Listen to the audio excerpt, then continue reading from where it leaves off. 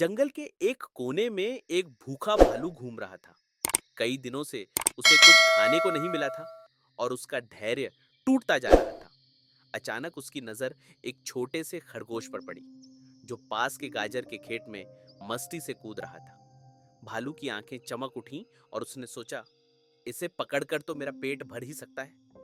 भालू धीरे धीरे खरगोश की ओर बढ़ने लगा, लेकिन चतुर खरगोश ने भालू को आते देख लिया।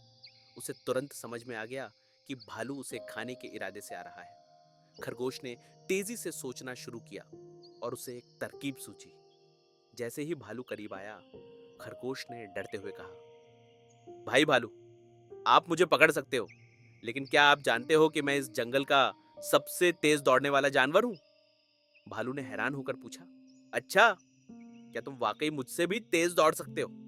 खरगोश ने हंसते हुए कहा, हाँ, क्यों नहीं। अगर आप चाहो तो हम एक दौड़ में हिस्सा ले सकते हैं। अगर आप मुझे हरा पाए तो मैं खुशी खुशी आपके खाने के लिए तैयार हूं। भालू ने सोचा, मुझे इस छोटे से खरगोश को हराने में कितना वक्त लगेगा, और उसने दौड़ के लिए हामी भर दी।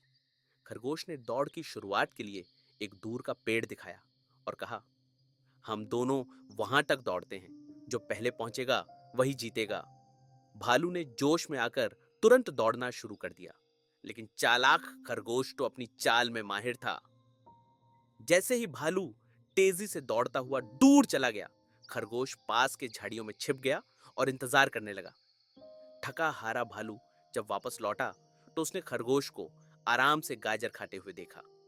भालू को समझ में आ गया कि वो चतुराई में हार गया है। खरगोश ने हंसते हुए कहा, भाई भालू, भूख में कभी कभी धैर्य से काम लेना चाहिए।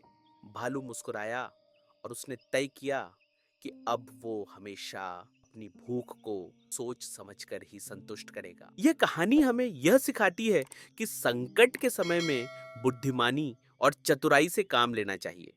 भूख और हड़बड़ाहट में जल्दबाजी से हम गलत फैसले ले सकते हैं।